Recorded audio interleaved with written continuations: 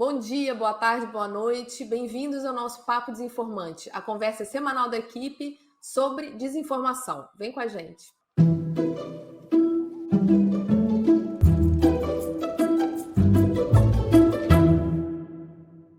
A Meta começou a bloquear conteúdos de notícias, conteúdos noticiosos no Facebook e no Instagram no Canadá. A medida é uma ação contra a Lei de Notícias Online, a Online News Act, que prevê a remuneração de veículos jornalísticos canadenses. A Meta já tinha ameaçado, já tinha falado que essa lei não é adequada, né, para o ambiente digital, queria prejudicar as empresas de notícias e a própria Meta no Canadá e fez o que prometeu. Conta mais para nós sobre isso, Matheus. Oi, Ana, isso mesmo. A partir dessa terça-feira, dia 1º de agosto, os canadenses estão vendo menos notícias no Facebook e no Instagram.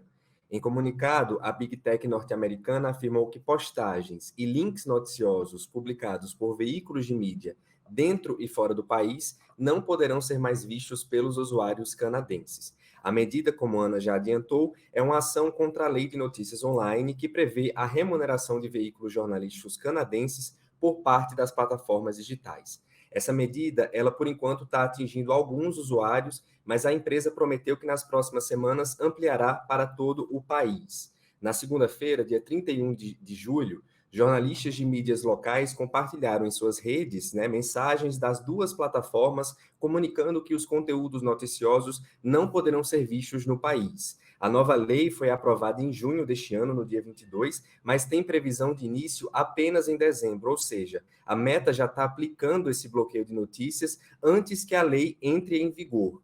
Ana Maria Mackenzie, repórter do site Indigenews, especializado em jornalismo indígena, foi uma das profissionais que teve acesso bloqueado ao próprio veículo em que trabalha.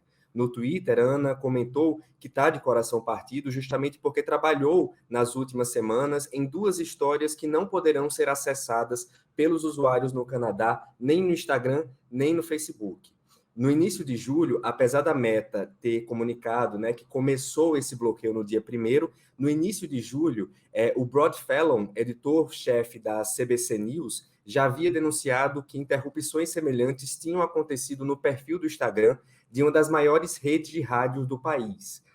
De acordo com Fallon, foram mais de 6.700 postagens, milhares de curtidas, comentários, substituídas por uma mensagem que dizia: as pessoas do Canadá não podem ver esse tipo de conteúdo.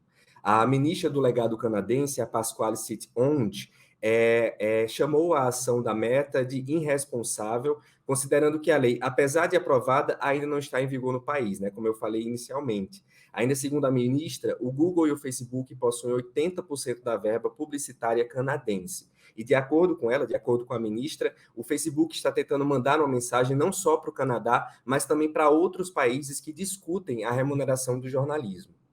Além da Meta, o Google também prevê medidas semelhantes. Em postagem no blog da empresa, o presidente de assuntos globais, Kent Walker, anunciou que assim que a lei entrar em vigor, o Google também começará a diminuir conteúdos noticiosos nos resultados de buscas, notícias e imagens. O Canadá, no dia 22 de junho, aprovou a Lei de Notícias Online com o objetivo de garantir o compartilhamento da receita publicitária entre plataformas digitais e veículos de notícias. Com isso, o país se juntou à Austrália na lista de governos que estimularam medidas de remuneração do jornalismo por parte das empresas de tecnologia. O modelo canadense, semelhante ao australiano, prevê que partes envolvidas, plataformas e mídias, entrem em acordos comerciais voluntários, com a intervenção governamental devendo ser mínima, ocorrendo apenas em último caso, quando não haja consenso estabelecido entre os atores de negociação. No Brasil, o tema da remuneração do jornalismo está presente no debate de regulação de plataformas digitais, sendo incluído primeiro no texto do PL 2630 e em seguida migrado para o PL 2370, que atualiza a Lei de Direitos Autorais.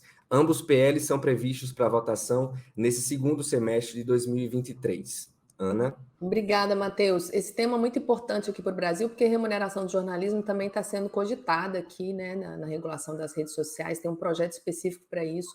A gente fala sobre esse assunto de forma bem didática em vídeos aí da Liz no Desinformante Explica. Tem remuneração do jornalismo parte 1 e parte 2, para quem quer entender um pouco mais sobre esse assunto. E a matéria completa do Matheus está no desinformante.com.br. que é o nosso site. Manipulação do debate político a partir de contas falsas, disseminação de narrativas desinformativas sobre determinados temas que estão pegando, produção de pesquisas de opinião falsas, se valendo de mídia fictícia para enganar os usuários. Estas são algumas das denúncias da série de reportagens chamada Mercenários Digitais, publicada pelo Centro Latino-Americano de Investigações Jornalísticas. Nina, dá mais detalhes para a gente, por favor.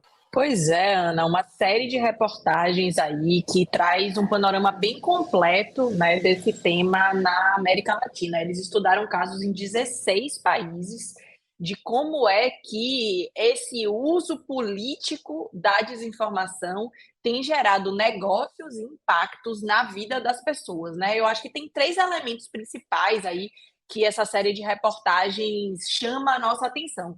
O primeiro elemento é justamente essa questão do uso político, né? A gente fala de desinformação, às vezes, de uma forma um pouco genérica, a gente fala de como cada pessoa na sociedade tem a sua responsabilidade em fazer com que a desinformação se dissemine mais ou menos, e de fato essa responsabilidade existe, mas existem também, né, é o que essa série de reportagens aí denuncia, que existem esquemas estruturados, financiados, muito bem pensados para usar a desinformação para conseguir ter determinados fins políticos, seja ganhar, né, uma eleição, seja defender uma campanha em defesa ou em ataque de um determinado tema. Isso vai se adequando ao contexto de cada país, mas existe toda uma estrutura que tem usado isso, e isso é extremamente grave e é completamente diferente de quando, por exemplo, a gente diz, né, no dia a dia aqui no Brasil, o tio ou a tia do Zap vai lá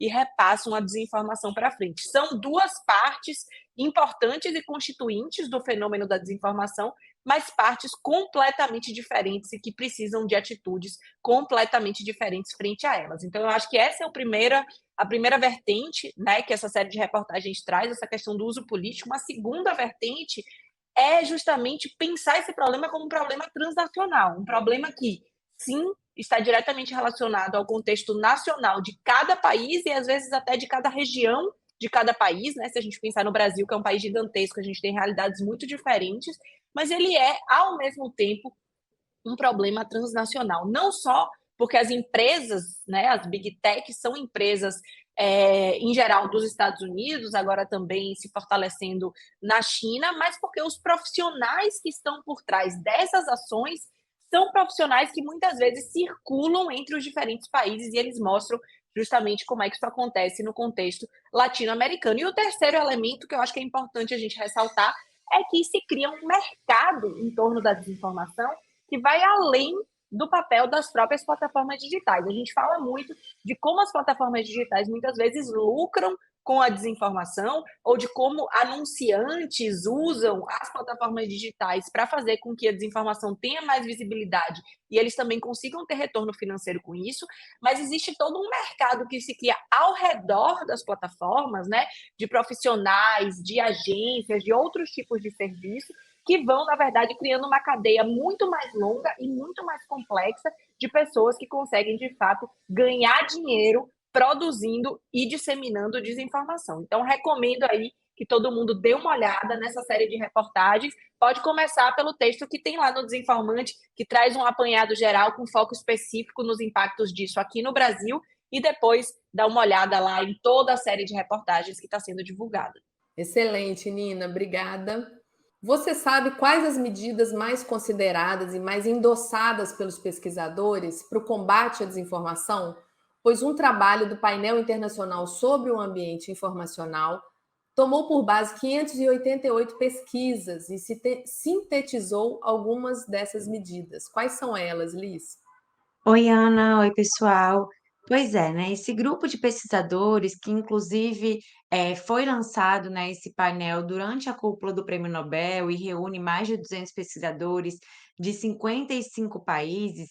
Esse grupo ele fez uma revisão de literatura, né? Ou seja, viu vários artigos, vários estudos científicos para entender quais são essas medidas que são apresentadas pelos pesquisadores ao redor de todo o mundo para o combate à desinformação.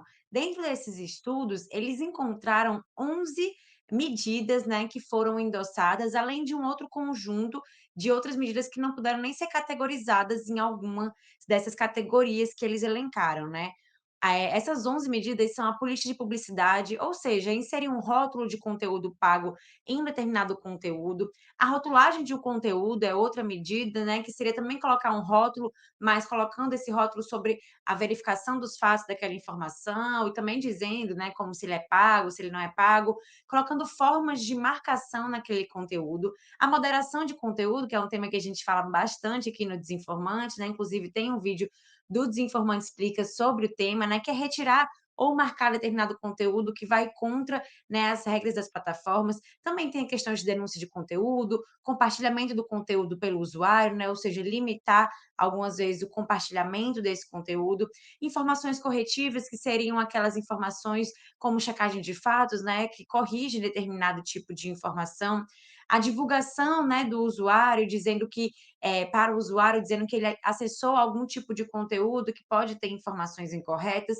A alfabetização midiática também está entre essas medidas elencadas, assim como o redirecionamento, né, redirecionar o usuário a alguma página oficial, a alguma página que tenha informações confiáveis. A gente pode dar um exemplo desse tipo de medida nas eleições mesmo do ano passado, onde o Instagram, o Facebook colocaram rótulos em que as pessoas podiam acessar a página do Tribunal Superior Eleitoral se encontrassem algum conteúdo que se conectava às eleições de 2022. Um outro ponto elencado é a segurança, verificação, né, os requisitos de segurança das contas e também a autoverificação dos fatos, ou seja, o próprio usuário, né, criar mecanismos, dar oportunidade para que ele possa verificar os fatos. Dentre essas 11 medidas contra a desinformação que foram elencadas, 4 delas são mais endossadas, né? Elas apareceram mais dentro desses 588 pesquisas. Essas 4 medidas, né, é a informação corretiva, que seria a checagem de fatos, a moderação de conteúdo, a alfabetização midiática e também a rotulagem de informações falsas. Apesar dessas medidas terem aparecido de forma mais enfática nos estudos analisados pelos pesquisadores, é importante destacar que elas não são necessariamente as mais eficazes, né? São as soluções que são mais oferecidas, mas não necessariamente são as mais testadas ou utilizaram mais dados para realizar isso. Para isso, precisaria uma nova investigação. A gente, claro, sempre está acompanhando esses estudos para entender quais dessas medidas podem ser mais eficazes no combate à desinformação e tudo isso, né, todo esse estudo e outras pesquisas que a gente também acompanha estão disponíveis lá no nosso site desinformante.com.br. Ana? Valeu, Liz. Papo Desinformante está ficando por aqui, pero não sem antes chamar todo mundo para conferir o Desinformante Explica dessa semana, dessa quinzena. O Rodolfo Viana fala sobre Marco Civil da Internet, uma legislação super importante, e ele conta tudo tintim por tintim. A gente fica por aqui, vou chamar as redes, Desinformante BR no Instagram, Desinformante BR no Twitter, nosso canal do YouTube aqui. Clica, compartilha, deixa o joinha, desinformante.com.br, nosso site. Até semana que vem. Obrigada pela audiência. Tchau.